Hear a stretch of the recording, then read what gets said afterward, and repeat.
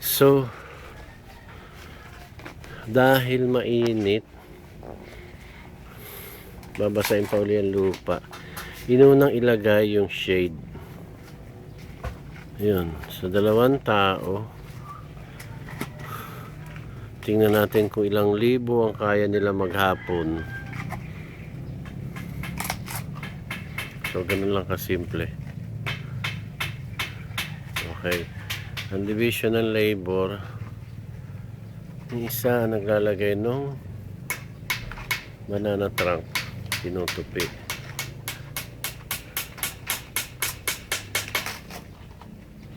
Okay.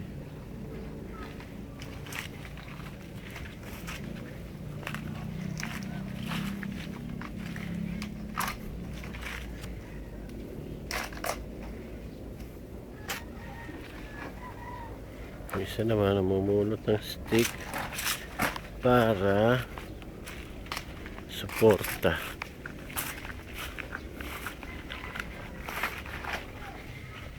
So, yeah.